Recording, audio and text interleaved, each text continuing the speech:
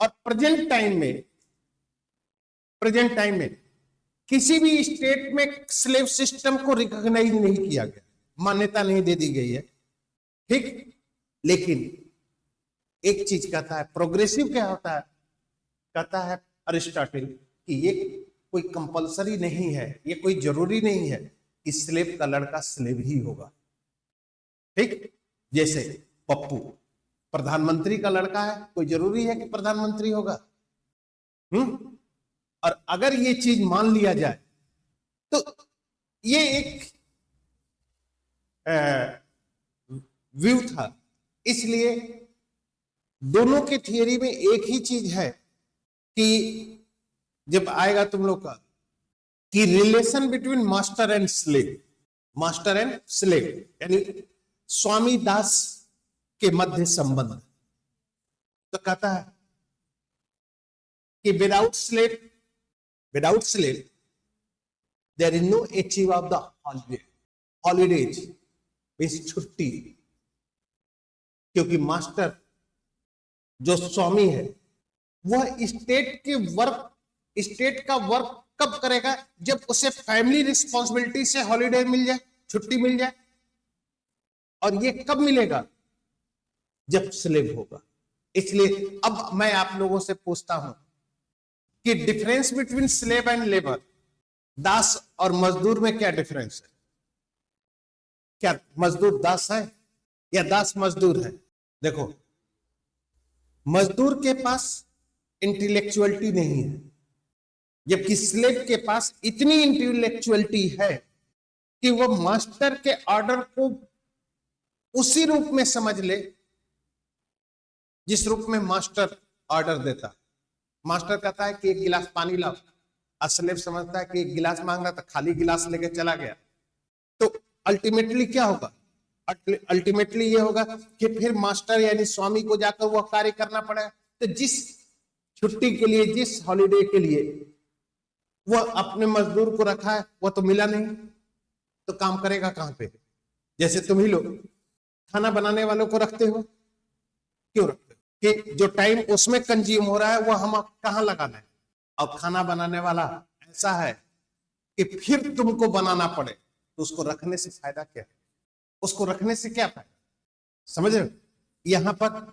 इसलिए दोनों एक दूसरे के नीड्स हैं, और जब नीड्स हैं तो कहता है इसलिए मास्टर के साथ रहते रहते मास्टर के कैरेक्टरों को सीख लेगा, ठीक, और दास्तास के बंधन से मुक्त हो जाएगा। तो ये क्या है? उसका प्रोग्रेसिव थॉट है। ये क्या हो गया? प्रोग्रेसिव। यानी means by birth slave system का सपोर्ट नहीं करता, इसलिए वो ये भी कहता है कि ये कोई जरूरी नहीं है, ये कोई कंपलसरी नहीं है कि दास का लड़का दास ही होगा, ये कोई जरूरी नहीं है कि नहीं? तो जब दास का लड़का दास होगा ही नहीं, ये कोई नहीं बता सकता है, कोई नहीं बता रहा, तो उसके थॉट में कंजर्वेटिव के साथ साथ प्रोग्रेसिव व्यू है कि नहीं? लेकिन अरिस्टोटल प्लेटो ये कहीं पर भी डिफाइन एजुकेशन की बात करता है कि मेल फीमेल को इक्वल एजुकेशन दिया जाए। वो कहीं डिफाइन नहीं करता है कि हम सेक्स बेस्ड डिस्क्रिमिनेशन करेंगे कि मेल को education only for education, male education. तो फीमेल को एजुकेशन की बात कहीं कहा नहीं, कहा कि मेल और फीमेल दोनों एजुकेशन ले सकते हैं, लेकिन ये कहीं पर भी डिफाइन नहीं करता है कि फीमेल फिलॉसफर नहीं बन सकता। हो सकता है, बन सकता है, ठीक। दूसरी बात ये भी हो सकता है, ये भी पॉसिबिलिटी दी जाती है कि अगर फीमेल को एजुकेशन दे दें, ठीक, फीमेल को एजुकेशन देते हैं तो उसको भी तो अपनी रिस्पॉन्सिबिलिटी का ज्ञान होगा, उसको भी अपनी रिस्पॉन्सिबिलिटी का ज्ञान होगा। देन तब क्या होगा? जब फीमेल से ज्यादा क्वालिफाइड पर्सन उसके ऊपर रूल करेगा तो फीमेल उस पर्सन के अगेंस्ट में नहीं जाएगी। जैसे मैंने आपसे क्या कहा, मैंने एक बार आपसे यही कहा था कि आप सिस्टम के अगेंस्ट कब जाते हैं? जब आपसे कम क्वालिफाइड पर्सन आपसे ऊपर हो जाता है, ठीक। और मैक्सिमम लोग रिजर्वेशन का क्रिटिसिज्म इसी बेस पर करते हैं कि इस रिजर्वेशन के बेस पर नॉन क्वालिफाइड पर्सन के ऊपर हो जाता है।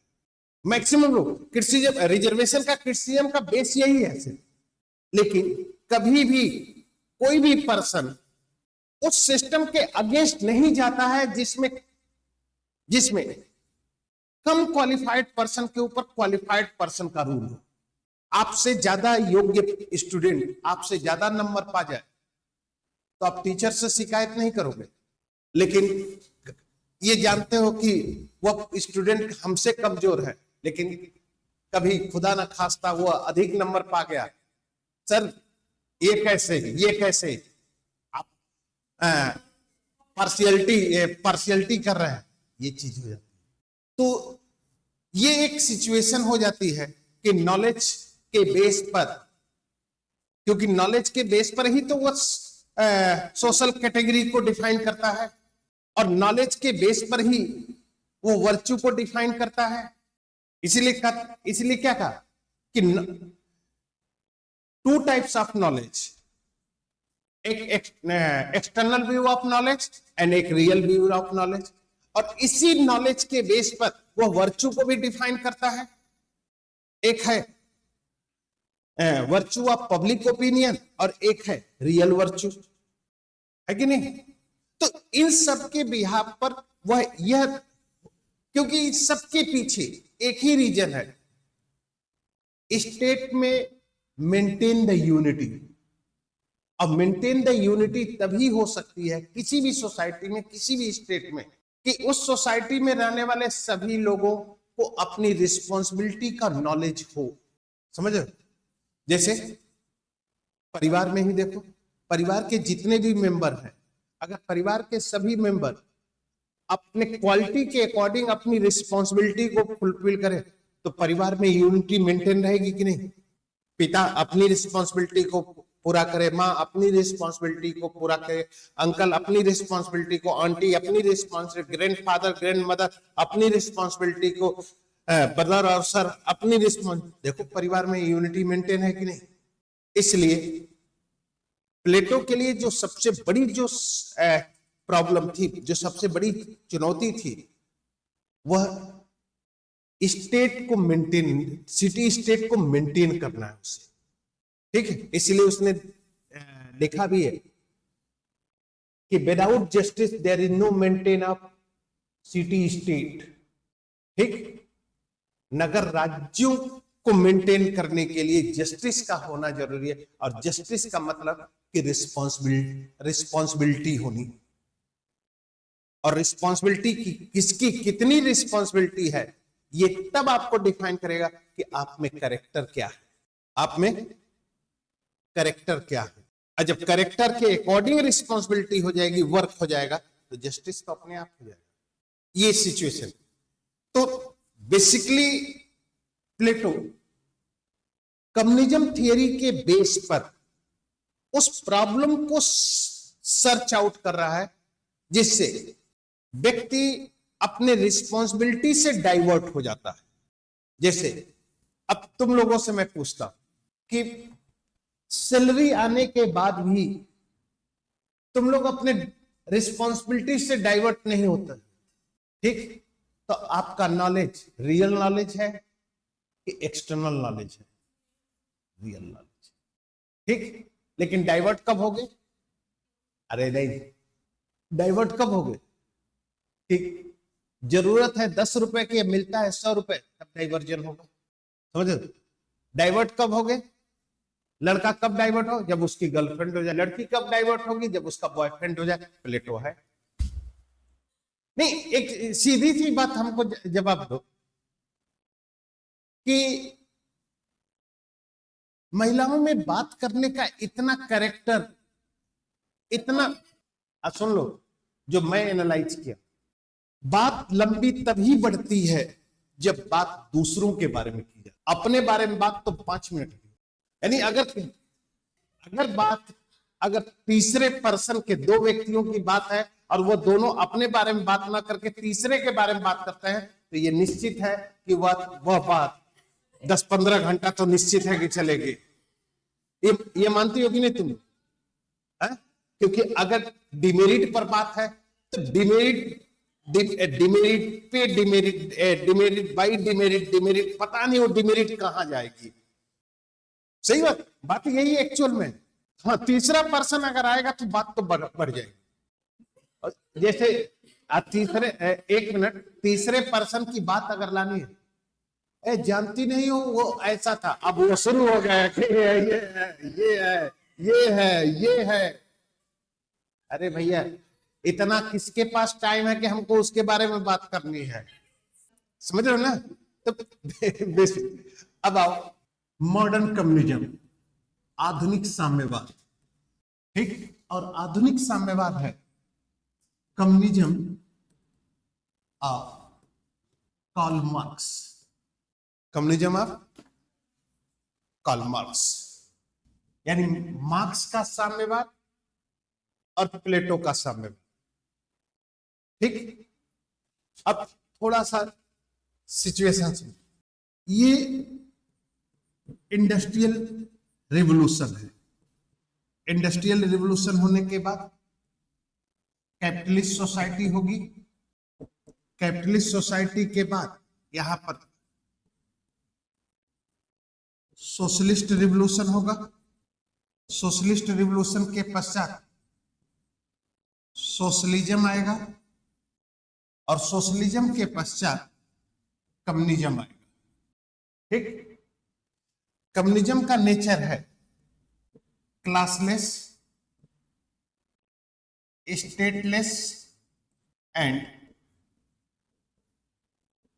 Exploitation less society. Exploitation less और एब्सोल्यूट